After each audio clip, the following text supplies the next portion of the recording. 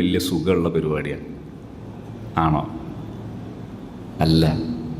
അത്രയും മുൽത്തറാണ് ആ കുട്ടി, അത്രയും മുൽത്തറാണ്. ഈ മുൽത്തറായ കുട്ടിക്ക് വേണ്ടത് എന്താ? ഒരു മുസായദത്താണ് വേണ്ടത്. ആ മുസായദത്ത് എങ്ങനെയാണ് വേണ്ടത്? അതിനൊരു കാരണം ഉണ്ടാകും. ഒന്നിൽ ഫിസിക്കൽ അല്ലെങ്കിൽ സൈക്കോളജിക്കൽ, മാനസികമോ ശാരീരികമായ ഒരു കാരണം ഉണ്ടാകും.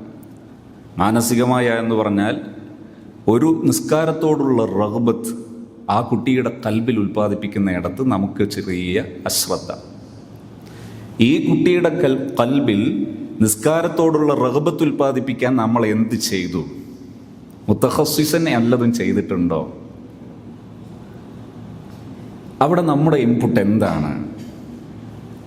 ഒരു പോസിറ്റീവ് ലാംഗ്വേജിൽ അഥവാ നല്ല ഭാഷയിൽ ഈ കുട്ടിയിൽ ഇങ്ങനെ ഒരു സംഗതി നിർമ്മിക്കാൻ നമ്മൾ എന്താ ചെയ്തത്? എപ്പോൾ എന്ത് ചെയ്തു? രണ്ടാമത്തത് ശാരീരികമായ കാരണം. ഇതിലെന്താണെന്ന് പഠിക്കണം എന്ന മനസ്സോടെ ഈ കുട്ടിയെ ഇൻസൾട്ട് ചെയ്യാതെ, നിന്ദിക്കാതെ ആ കുട്ടിയെ അഭിമുഖീകരിക്കാൻ ഒരു ഉസ്താദിന് പറ്റിയാൽ അത് അപ്പം പരിഹാരമാകും. ഇത് അനുഭവമാണ്. പക്ഷെ ഇവിടെയുള്ള പ്രശ്നം എന്താ? ആദ്യം കുട്ടിയെ പ്രതിയോഗിയാക്കി തീരുമാനിച്ചു. ഇവിടെ എന്താണ് പരിഹാരം എന്നതല്ല ചിന്ത, എന്താണ് പ്രശ്നം, എന്താണ് പ്രശ്നം എന്ന ചിന്താരീതി ചെറിയ ജംഗ്ഷനാണ്. പക്ഷെ ഇവിടുന്ന് മാറിയാൽ ഒന്ന് കാസർഗോഡാണ്, ഒന്ന് തിരുവനന്തപുരത്താണ് എത്തുന്നത്. ജംഗ്ഷൻ വളരെ ചെറുതാണ്. ഒന്ന്, എന്താണ് പ്രശ്നം? രണ്ട്, എന്താണ് പരിഹാരം? നമ്മൾ പരിഹാരത്തിനാണ് കൂടുതൽ ഫോക്കസിങ്, കൂടുതൽ ശ്രദ്ധ പോകേണ്ടത് പരിഹാരത്തിനാണ്. ആ പരിഹാരത്തിലേക്ക് ശ്രദ്ധ പോയാൽ ഈ കുട്ടി മാറുന്നത് കാണാം. അതിന് വേണ്ടത് എന്താ? ഈ കുട്ടിയെ വിളിക്കുന്നു. എല്ലാ കുട്ടികളും എന്തായാലും ബാത്റൂമിൽ ഇരിക്കൂലല്ലോ, കുറച്ചല്ലേ ഉണ്ടാവും. അത്തരം കുട്ടികൾക്ക് ഈ personal quality time, individual quality time, വ്യക്തിഗതമായ ഒരു പ്രത്യേക സമയം കൊടുക്കുന്നു. എന്നിട്ട് വിലയിരുത്തുന്നു. ഇത് പറയുമ്പോൾ ചിലർക്കൊക്കെ അങ്ങനെ ചെറിയൊരു ഇളക്കുണ്ടാവും. എന്തെന്നറിയോ? അവ കുറേ സമയം പിടിക്കൂലേ? ചില വിഷയങ്ങൾ സമയമെടുത്ത് റിസൾട്ട് ഉണ്ടാക്കുന്നതാണ്. സ്ലോ ഈസ് ഫാസ്റ്റ് എന്ന് പറയും നമ്മൾ. സ്ലോ ഈസ് ഫാസ്റ്റ് എന്ന് പറഞ്ഞാൽ എത്രമാത്രം വ്യഗ്രതയില്ലാതെ, എത്രമാത്രം സാവകാശം ഇടപെടാൻ മനസ്സുണ്ടോ അത്രയും പെട്ടെന്ന് റിസൾട്ട് ഉണ്ടാകും. അതല്ല, ഇന്ന് റിസൾട്ട് ഉണ്ടാകണമെന്ന് വെച്ച് കുട്ടിയെ തല്ലിയാൽ കുട്ടിക്ക് എന്താ മനസ്സിലാകുക എന്നറിയാം? ഞാനിവിടെ സ്വസ്ഥനല്ല, എൻ്റെ പ്രശ്നം മനസ്സിലാക്കാൻ ഇവിടെ ആരുമില്ല, ഞാൻ എന്തൊക്കെയോ പ്രശ്നക്കാരനാണ്. ഈ കുട്ടി തന്നെ പലപ്പോഴായിട്ടും ഐഡൻറ്റിഫൈ ചെയ്തിട്ടുണ്ടാവില്ല. ഈ കുട്ടി ഇങ്ങനെ ആയതെങ്ങനെ ആയിരിക്കും? ഉറക്ക് ശരിയാകുന്നില്ല, അപ്പോൾ അടി കിട്ടി. ഒരു ദിവസം അവിടെ തന്നെ ഉറങ്ങിയപ്പോൾ നല്ല അടി കിട്ടി. ഇനി ഇവിടെ ഉറങ്ങുന്നത് സുരക്ഷിതമല്ല, ഇനി മറ്റൊടുത്ത്. ഇങ്ങനെ കുട്ടി അറിയാതെ ഇങ്ങനെ പോയതാണ്. അവൻ തന്നെ അറിയില്ല അവൻ്റെ പ്രശ്നം എന്താണെന്ന്. അതേസമയം ഒരു സ്വസ്ഥമായ ഒരു ഉസ്താദ് ഈ കുട്ടിയോട് ചോദിക്കുകയാണെങ്കിൽ ആ കുട്ടി ഒന്ന് ഉണരും, യഥാർത്ഥ പ്രശ്നം പറയും. അത് പരിഹരിച്ചാൽ ലൈഫ് ലോങ് സൊല്യൂഷനായി. ഇതാണ് പരിഹാര രീതി.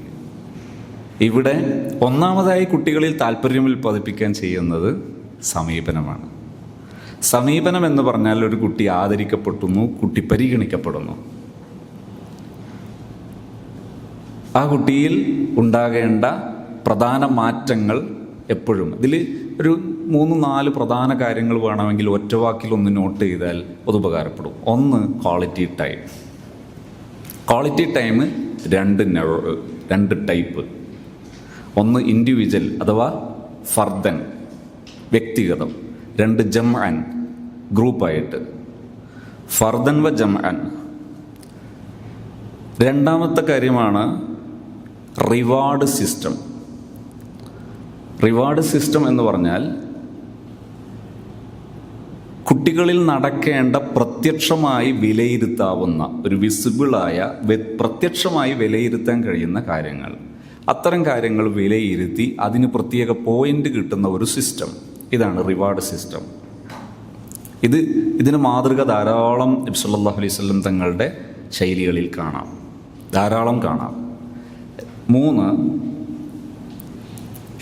ഒന്ന് ഞാൻ പറഞ്ഞത് quality time. Quality time 2 type. 2 reward system. മൂന്നാമത്തത് ഈ പെരുമാറ്റ രീതി. അതിന് പറയാം അൽ അഫ്ആലുൽ മഹ്മൂദ എന്നതാണ് അതിൻ്റെ മുസ്തലഹ് അഫ്ആലുൽ മഹ്മൂദ അഥവാ ഒരു ഉസ്താദിൻ്റെ പെരുമാറ്റ രീതി എന്ത്, അതാണ് ഞാൻ 5 കാര്യങ്ങൾ പറഞ്ഞത്. ഇംഗ്ലീഷിൽ പോസിറ്റീവ് റീഇൻഫോഴ്സ്മെൻറ്റ് PR എന്ന് പറയും. അതേസമയത്ത് നമ്മൾ ഉപയോഗിക്കാറുള്ള മുസ്തലഹാണ് അഫ്ആലുൽ മഹ്മൂദ, നല്ല പെരുമാറ്റത്തിന് ഉപയോഗിക്കുന്ന ഒരു മുത്തഖസ്സിസായ ഒരു പ്രയോഗം. 4-മത്തത് പാരൻ്റൽ ഇൻവോൾവ്മെൻറ്റ്.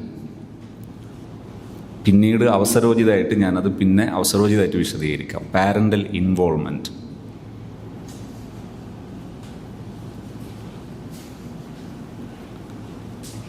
അപ്പോൾ 1 quality time, 2 reward system, 3 അഫ്ആലുൽ Mahmuda, 4 parental involvement.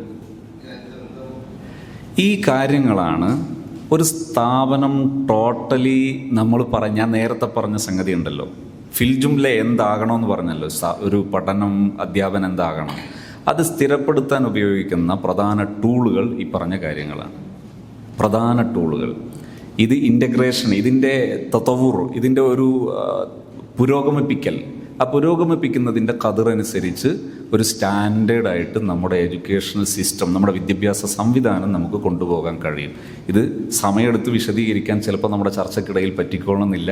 അതുകൊണ്ടാണ് ഞാൻ 5 അവിടെ പറഞ്ഞു വെച്ചത്. പിന്നീട് ഞാൻ സംസാരിക്കുന്ന ഏതെങ്കിലും ഭാഗങ്ങളൊക്കെ കേൾക്കുമ്പോഴും നല്ല കഴിവുറ്റ അധ്യാപകർക്കൊക്കെ സിസ്റ്റം ഡെവലപ്പ് ചെയ്യാൻ ഏറെക്കുറെ ഉപകാരപ്പെടാൻ ചാൻസ് ഉണ്ട്. എന്നാലും അത് ഒരു സിസ്റ്റം ആകണമെങ്കിൽ എല്ലാവരും ഒന്നിച്ച് ഒരേ വസനിൽ ഇടപെടുമ്പോഴാണ് സിസ്റ്റം രൂപപ്പെടുക. അല്ലെ ചിലയിടത്തൊക്കെ ചെറിയ തർക്കമൊക്കെ വരും, ചെറിയ അഭിപ്രായ വ്യത്യാസങ്ങളൊക്കെ വരും. അപ്പോൾ 4 പറഞ്ഞത്, ഇനി ഒന്നും കൂടെ പറയാട്ടോ, ഞാൻ അതിൽ പിന്നെ ആഡ് ഓൺ ചെയ്താൽ മതി. അപ്പോൾ ഇതിൽ ഇനി നിങ്ങൾ എഴുതി വെച്ച ഏതെങ്കിലും പ്രധാനപ്പെട്ട ചോദ്യങ്ങൾ ചോദിക്കാനുണ്ടെങ്കിൽ ചോദിച്ചിട്ട് പോകുമ്പോൾ ഒരു സുഖം കിട്ടും. നിങ്ങൾക്ക് ഇടപെടുന്നൊരു രീതി വരും, ആർക്കും ഇടപെടാം.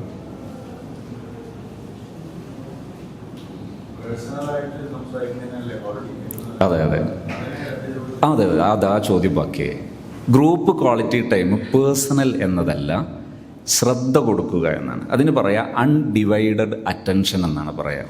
അതായത് പൂർണ്ണ ശ്രദ്ധ കുട്ടികൾക്ക് നൽകുന്നു. ഒരാഴ്ചയിൽ ഒരു ദിവസം നമ്മളെ കുട്ടികളുടെ കൂടെ ഒരു പീരീഡ് കൊടുക്കുന്നു, ഒരു അരമണിക്കൂർ. ആ അരമണിക്കൂറിൽ നമ്മൾ കൊടുക്കുന്ന മെസ്സേജ് എന്താണ്? സന്ദേശം, മക്കളെ ഇത് നിങ്ങളെ സമയമാണ്. നിങ്ങൾക്ക് ഈ ക്യാമ്പസിലേക്ക് വന്നാൽ നിങ്ങളെ അവകാശമാണ് നല്ല മനസ്സമാധാനത്തോടെ പഠിച്ചുയരുക. നിങ്ങളെ അവകാശമാണ്. ഇസ്ലാം പ്രാക്ടിക്കലി ആസ്വദിച്ച് അനുഭവിക്കുക. ഇത് നിങ്ങളെ അവകാശമാണ്. ഇതിനെന്തൊക്കെ മുടക്കം എവിടെയൊക്കെ ഉണ്ടോ അതൊക്കെ നിങ്ങൾക്ക് പങ്കുവെക്കാം. കേൾക്കാൻ ഞാൻ സന്നദ്ധമാണ്. സന്തോഷവും പറയാം, സന്താപങ്ങളും പറയാം. കേൾക്കാനും കൂടെ നിൽക്കാനും ഞാൻ ഈ സമയം റെഡിയാണ്. ആർക്കെന്തും പറയാം. ശ്രദ്ധിക്കേണ്ടത്, പറയുന്നതിനെല്ലാം മറുപടി പറയണം എന്ന ചിന്ത ഉണ്ടാകരുത്. സതേ കഴിഞ്ഞ ആഴ്ച ഞങ്ങൾക്കൊരു കളിക്കാനുള്ള സമയം തരാൻ പറഞ്ഞിട്ട് തന്നിട്ടില്ലല്ലോ. അല്ലടോ അൽഫിയൻ്റെ 4 ബൈത്ത് പഠിക്കാൻ പറഞ്ഞിട്ട് ഇതുവരെ പഠിച്ചോ? ഇതാകരുത്.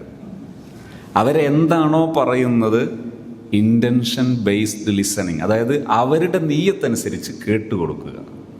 ആൻസർ അവിടെ വേണ്ട, അവരാവശ്യപ്പെട്ടാലല്ലാതെ. കേൾക്കലാണ് അവിടുത്തെ കൂടുതൽ ശ്രദ്ധ. അപ്പം മക്കൾ പറയുന്നത് ശ്രദ്ധയോടെ കേൾക്കുന്നു. ശരിക്കൊരു ഉസ്താദും കുട്ടിയും തമ്മിലുള്ള റിലേഷൻ എപ്പോഴാണ് ശക്തമാകുന്നത്?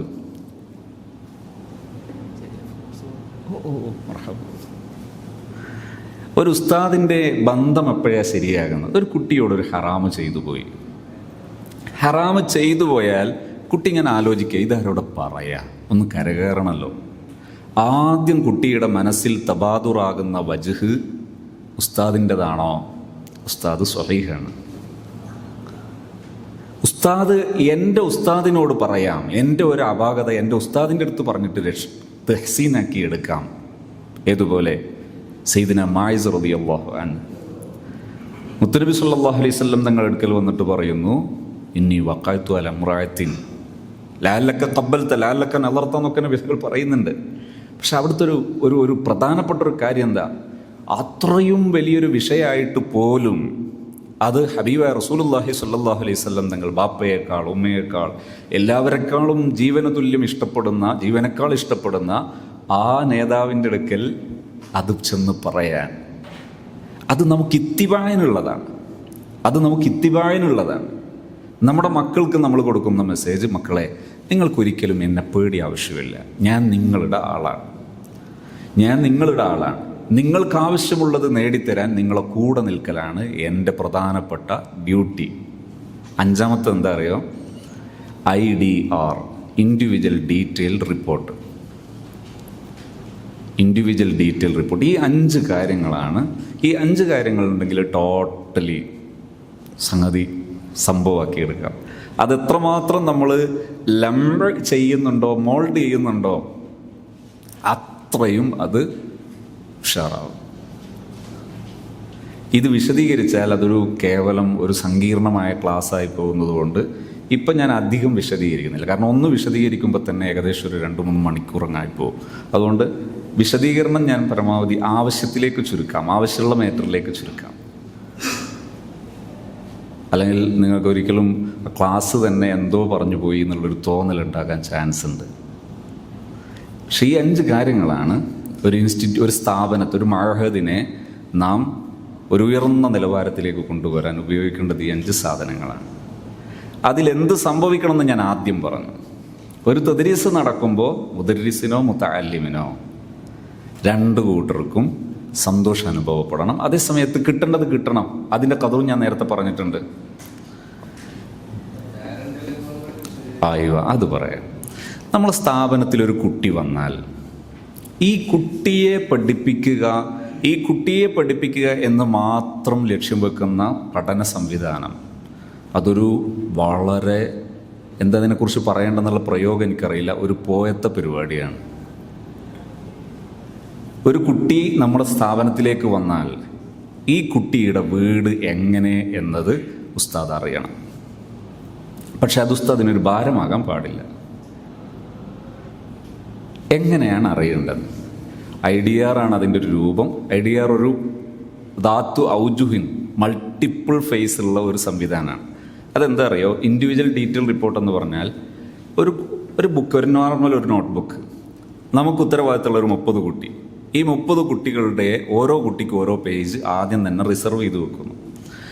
ഓരോ കുട്ടിയോടും ഒരു നിശ്ചിത കാലയളവിനിടയിൽ നമ്മൾ കുട്ടിയെ പരിചയപ്പെടുന്നു. മോനെ എന്തൊക്കെ വിശേഷങ്ങൾ, റാഹത്ത് തന്നെയാണ്, ഇവിടെ വന്നിട്ട് എന്താ ഫീലിംഗ്, വീട്ടിലാരൊക്കെയുള്ള മോൻ്റെ, നാടൻ സംസാരം, കാഷ്വൽ ടോക്ക്. ഈ കാഷ്വൽ ടോക്കിനിടയിൽ ഉസ്താദ് വായിച്ചെടുക്കണം എന്ത്?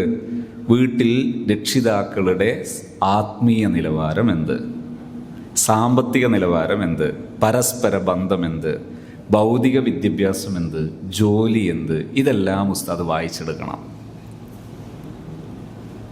ഇത് വായിച്ചെടുത്ത് മനസ്സിലാക്കുന്ന സമയത്ത് നമുക്ക് പുതിയ ഒരു കാഴ്ചപ്പാട്, ഒരു വ്യൂ പോയിന്റ്, ഒരു പുതിയ കാഴ്ചപ്പാട് രൂപപ്പെടും. എന്താണ് എൻ്റെ കുട്ടിയുടെ പ്രശ്നം, എവിടെയൊക്കെയാണ് എൻ്റെ കുട്ടിയുടെ പരിഹാരം, ഇപ്പോൾ നമ്മൾ കാണുന്നതല്ലാത്ത മറ്റൊരു കാഴ്ച രൂപപ്പെടും. ഇതിൻ്റെ പരിഹാരം ഈ വർക്ക് കഴിഞ്ഞതിന് ശേഷം പരിഹാരത്തെക്കുറിച്ച് ആലോചിച്ചാൽ വളരെ സിമ്പിളായിരിക്കും. പക്ഷേ ഈ സമയത്ത് പരിഹാരം ആദ്യം തന്നെ ആലോചിക്കുമ്പോൾ കുറച്ച് പ്രയാസം ഉണ്ടാകും. പരിഹാരം എന്താണെന്ന് ഞാൻ വെറുതെ ഒന്ന് പറയാം, പക്ഷേ ഇതൊരു പറച്ചിൽ മാത്രമാണ്. ഇത് കഴിഞ്ഞാലേ ഇതെന്തും മനസ്സിലാകുള്ളൂ. എന്താണെന്നറിയോ? നമ്മളെ ക്ലാസ്സിൽ ഒരു 30 കുട്ടികൾ, ഒരു ഉസ്താദിന് 30 കുട്ടികൾ, അല്ലെങ്കിൽ ഒരു ഉസ്താദിന് ഇത്ര കുട്ടികൾ. നമ്മൾ ആ കുട്ടികളുടെ രക്ഷിതാക്കളെ ഒരു ഗൂഗിൾ മീറ്റിൽ ഒരുമിച്ച് കൂട്ടുന്നു. ഈ ഒരുമിച്ച് കൂട്ടുന്ന സമയത്ത് ഒരു 5 മിനിറ്റ് ഏതെങ്കിലും ഒരു വിഷയത്തെക്കുറിച്ച് പറയുന്നു. ആദ്യമൊക്കെ സ്ഥാപനത്തെക്കുറിച്ചും കുട്ടികളുടെ നേട്ടത്തെക്കുറിച്ചൊക്കെ പറയാം. പിന്നെ നമ്മൾ ഓരോ രക്ഷിതാക്കളോടും വിഷയങ്ങൾ സംസാരിക്കുന്നു. ഇന്ന മോൻ്റെ രക്ഷിതാവല്ലേ, ഇന്നാൾ എന്തൊക്കെ ഞങ്ങളെ വിശേഷങ്ങൾ, വീട്ടിൽ മറ്റേ ജ്യേഷ്ഠൻ്റെ കല്യാണം തീരുമാനിച്ചു എന്ന് പറഞ്ഞല്ലോ, ഒക്കെ റാഹത്താണോ? ഇങ്ങനെ ഓരോ കുട്ടിയെയും അഡ്രസ്സ് ചെയ്ത് എല്ലാ രക്ഷിതാക്കളോടും ജസ്റ്റ് ഒന്ന് പരിചയപ്പെടുന്നു. ഈ പരിചയപ്പെടൽ ഓരോ തട്ടിലേക്ക് മാറുമ്പോഴും നമ്മുടെ കുട്ടി ഇവിടെ നിന്ന് പഠിക്കുന്ന മൂല്യം അവരുടെ വീട്ടിൽ പ്രകടമാകാൻ ആവശ്യമായ മാർഗനിർദ്ദേശത്തിലേക്ക് എത്തിച്ചേരും. പക്ഷേ അതെന്താകാൻ പാടില്ല? ഇക്റാഹനാകാൻ പാടില്ല. ഇക്റാഹ ഫിദ്ദീൻ.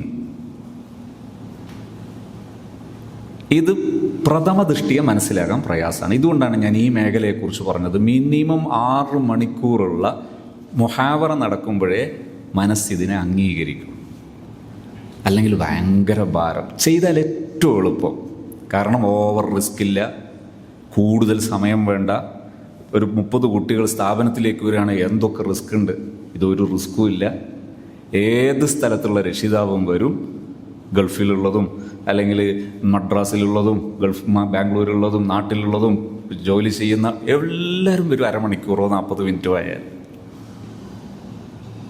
ഈ കുട്ടികൾ ഇവിടെ നൽകുന്ന മൂല്യങ്ങൾ വീട്ടിൽ കൂടി എത്തിക്കാൻ നമ്മുടെ മലപ്പുറം ജില്ലയിലെ സ്ഥാപനങ്ങളെങ്ങാനും ഇതുപോലെ തീരുമാനിച്ച് നടപ്പിലായാൽ ഇന്ന് നാട് നീളെ ഉയരുന്ന ലക്ഷക്കണക്കിന് ഫ്ലെക്സുകളുടെ സൊല്യൂഷനാണത്.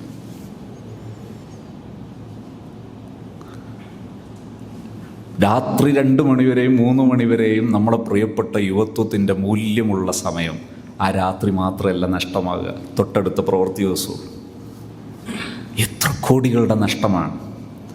ഈമാനികമായി എത്ര വലിയ തകർച്ചയാണ്. ഇതിനെല്ലാം പരിഹാരം കാണാൻ കഠിന പ്രയത്നമല്ല, വളരെ സിമ്പിൾ. പക്ഷേ പാരൻ്റൽ ഇൻവോൾവ്മെൻറ്റ് എന്നത് സ്ഥാപന സംവിധാനങ്ങളിൽ പരിശീലിച്ചു വരണം. അല്ലെങ്കിൽ അതും ഒരു ഭാരമാകും. ഇതൊരിക്കലും ഭാരമല്ല, ഒരു റിലാക്സാണ് നമുക്കും രക്ഷിതാക്കൾക്കും. നമ്മുടെ സ്ഥാപന സംവിധാനങ്ങൾ പടുത്തുയർത്താൻ പലപ്പോഴും കഴിവുറ്റ നല്ല സമുദ്ര സമാനരായ പണ്ഡിതന്മാരുടെ വലിയ ഊർജം ഈ സിമെൻറ്റിലും കമ്പിയിലും പോകേണ്ടി വരില്ല. അതിൻ്റെ വക്താക്കൾ അത് ഏറ്റെടുത്ത് നടത്തും. പക്ഷേ ബോധപൂർവം ലക്ഷ്യാധിഷ്ഠിതമായി പ്ലാനിങ്ങോടുകൂടി ഇത് നടക്കണം. ഞാൻ ആ ചർച്ചയിൽ നിന്ന് പിന്മാറുന്നു. ഈ സദസ്സിൽ നിന്ന് അത്തരം ചർച്ച കൂടുതലാക്കേണ്ടതില്ല എന്നതാണ് എൻ്റെ ഒരു വിശ്വാസം. പക്ഷേ ഇങ്ങനെ വിഷയങ്ങളുണ്ട് എന്ന് മാത്രം ധരിപ്പിക്കാൻ ഞാനൊന്ന് തൊട്ടു എന്ന് മാത്രം. പക്ഷെ പാരൻ്റൽ ഇൻവോൾവ്മെൻറ്റ് എന്നത് ഒരു കുട്ടി നേരിടുന്ന പ്രശ്നങ്ങളുടെ ഒരു 70-80% പ്രശ്നങ്ങളുടെ പരിഹാരമാണ്. ഏതുൾപ്പെടെ ഫോൺ യൂസേജ്, മൊബൈൽ ഫോൺ ഉപയോഗം ഉൾപ്പെടെ. ഇപ്പോൾ നിലവിലുള്ള സംവിധാനം എന്താ? പലപ്പോഴും നമ്മൾ പാരൻസ് മീറ്റിംഗ് നടത്താറുണ്ട്. പാരൻസ് മീറ്റിങ്ങിന് നമ്മൾ എന്താ പലപ്പോഴും പറയാറുള്ളത്? ചിലപ്പോഴൊക്കെ കൗതുകം തോന്നാറുണ്ട്. ചില സ്ഥലത്തൊക്കെ നമ്മളെ മക്കൾ ഇവിടുന്ന് ലീവ് മാസത്തിലല്ല അതുകൊണ്ടാകുക, മാസത്തിൽ ലീവിന് പോകുന്ന ഈ മക്കളുടെ രക്ഷിതാക്കളെ വിളിച്ചിട്ട് നമ്മൾ പറയാണ് ഇവൻ്റെ പഠനത്തിന് കുറവുണ്ട്, ശ്രദ്ധിക്കണം.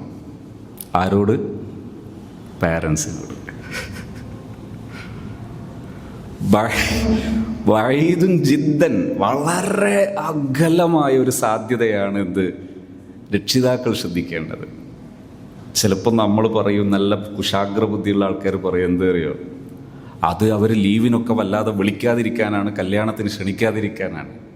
ശരിക്ക് ഒരു കല്യാണത്തിനോ അതുപോലുള്ളൊരു പ്രോഗ്രാമിനോ കുട്ടി പോകാതിരിക്കാൻ യഥാർത്ഥ സൊല്യൂഷൻ എന്താ? നിങ്ങളൊക്കെ പലരും രക്ഷിതാക്കളും ആണല്ലോ. കുട്ടികളുടെയും രക്ഷിതാക്കളുടെയും പക്ഷത്തുനിന്ന് ഒരു നിമിഷം ആലോചിച്ചു, ഒരു കല്യാണത്തിന് വരാതിരിക്കാൻ രക്ഷിതാവാണോ തീരുമാനിക്കേണ്ടത്? രക്ഷിതാവിനൊരു ഉസ്താദിനേക്കാൾ എത്രമാത്രം സെൽത്വനത്തുണ്ടാവും ഒരു കുട്ടിയിൽ. കുറച്ച് പ്രായമാവുമ്പോൾ പലപ്പോഴും 10-15 വയസ്സിന് ശേഷമല്ലേ കുട്ടികൾ നമ്മളെടുത്ത് വരുന്നത്, ജൂനിയർ ദേവ അല്ലെങ്കിൽ. അവിടെ അത്രയും പ്രായമുള്ള മക്കളിൽ ഒരു രക്ഷിതാവിന് എന്തുമാത്രം സെൽത്വനത്തുണ്ടാകും? അവരെക്കാൾ വോയിസ് വേണ്ടത് നമുക്കല്ലേ? ചില പ്രായോഗികതയിലൂടെ പോകണ്ടേ? നമ്മൾ പറയുന്ന മാർഗനിർദ്ദേശങ്ങൾക്കൊരു പ്രായോഗിക തലം വരണം. ഞാനൊരു ദിവസം ഒരു സ്ഥാപനത്തിൽ വെച്ച് സംസാരിക്കുമ്പോൾ ഞാൻ പറഞ്ഞു, ഒരു രക്ഷിതാവ്, അയാൾ എത്ര പാവപ്പെട്ടവനാണെങ്കിലും എത്ര സമ്പന്നനാണെങ്കിലും മിൻഹൈസുൽ വസിയു, അയാൾ ആദരിക്കപ്പെടേണ്ട ഒരു സ്ഥാപനത്തിൽ വന്നാൽ. എത്ര പാവപ്പെട്ടവനാണെങ്കിലും ഒരു രക്ഷിതാവ് വന്നാൽ അയാൾ ആദരിക്കപ്പെടണം. ഒരു കുട്ടിയുടെ വിഷയത്തിൽ ഒരു പരാതി പറയാനോ ആവശ്യം ഉന്നയിക്കാനോ അല്ലെങ്കിൽ സ്ഥാപനം കാണാനോ ഒരു രക്ഷിതാവ് വന്നാൽ ആദരവോടെ രക്ഷിതാവിനെ സ്വീകരിക്കണം. ഇത് വലിയൊരു വിഷയമാണ്, ഒരുപാട് വിഷയങ്ങൾ ഉൾക്കൊള്ളുന്ന ഒരു മാറ്ററാണ് ഇത്. ഞാൻ പറഞ്ഞു കഴിഞ്ഞ് സദസ്സ് പിരിയുമ്പോൾ ആ സ്ഥാപനത്തിലൊരു മാനേജർ, ഒരു വലിയ ഉസ്താദ്, വലിയ പണ്ഡിതനാണ്. അദ്ദേഹം എന്നെ വിളിച്ച് റൂമിൽ കൊണ്ടുപോയി. അയാളെന്നെ കെട്ടിപ്പിടിച്ച് കരഞ്ഞു. അയാളെന്നെ കെട്ടിപ്പിടിച്ചിട്ട് കരഞ്ഞിട്ട് എന്നോട് പറഞ്ഞു, നിങ്ങൾ ആ വാക്ക് പറഞ്ഞപ്പോൾ ഒരാഴ്ചയായി എൻ്റെ കൽബിൽ ഉയർന്നു വെച്ചൊരു വലിയ കല്ലിറങ്ങിപ്പോയതുപോലെ തോന്നിയിരിക്കുക. എന്തേന്ന് ചോദിച്ചപ്പോൾ പറഞ്ഞു, ഒരാഴ്ച മുമ്പ് ലീവ് കഴിഞ്ഞിട്ട് കുട്ടികൾ വരുന്ന ദിവസം പറഞ്ഞതിലൊരു മണിക്കൂർ വൈകിയൊരു കുട്ടി. ആ കുട്ടിയുടെ രക്ഷിതാവ് ഒരു സാധാരണക്കാരനാണ്, സ്ഥാപനത്തിൻ്റെ സജീവ സഹകാരിയാണ്, ഒരു സമ്പന്നനാണ്. അയാളെ മകൻ്റെ പ്രായമില്ലാത്തൊരു ഉസ്താദ് തലങ്ങും വിലങ്ങും പല തവണ നടത്തിച്ചു, 1 മണിക്കൂർ വൈകിയതിന്. ലാസ്റ്റ് അദ്ദേഹം ചോദിച്ചു ഈ മാനേജർ ഉസ്താദോട്, അല്ല ഉസ്താദ്, ഞാൻ എന്ത് തെറ്റാണ് ചെയ്തത്? എൻ്റെ മോനെ ഇവിടെ ചേർത്തു എന്നുള്ളതാണോ ഞാൻ ചെയ്ത തെറ്റ്? എൻ്റെ മോൻ കാരണവശാൽ 1 മണിക്കൂർ വൈകിയപ്പോൾ ഞാൻ അവനെ ഇവിടെ എത്തിക്കാൻ വേണ്ടി എത്ര കഷ്ടപ്പെട്ടിട്ടാണ് വന്നതെന്നറിയോ? എന്തൊക്കെ മുടക്കിയിട്ടാണ് ഞാൻ ഇവിടെ വന്നതെന്നറിയോ? ഇങ്ങനെ എൻ്റെ മകനെ ഇവിടെ എത്തിച്ചിട്ട് 1 മണിക്കൂർ വൈകിയതിന് എന്നെ ശിക്ഷിച്ചപ്പോൾ എനിക്ക് ഫീൽ ചെയ്തത് എൻ്റെ മകനെ പഠിപ്പിച്ചത് തെറ്റായിപ്പോയി. ഇനി വല്ല ഗ്യാപ്പും ഉണ്ടെങ്കിൽ ഞാൻ ഇവനെ ഇവിടെ നിന്ന് പിൻവലിച്ച് അവനെ നാട്ടിൽ ഭൗതികമായി മാത്രം പഠിക്കാൻ അയക്കാനാണ് എൻ്റെ മനസ്സ് പറയുന്നത്. ഇതിലെത്രമാത്രം ശരിയുണ്ട് നമ്മൾ ആലോചിച്ച് നോക്ക്. തൻ്റെ ഉസ്താദുമാരിൽപ്പെട്ടവരോട് പോലും രക്ഷിതാവായതിൻ്റെ പേരിൽ മാത്രം മോശമായി പെരുമാറുന്നവർ പലയിടത്തും ഉണ്ട് എന്ന് കേൾക്കുന്നു. ഞാൻ ഭംഗിക്ക് വേണ്ടി പറഞ്ഞതാണ്, അനുഭവിച്ചതുകൊണ്ട് പറയാം.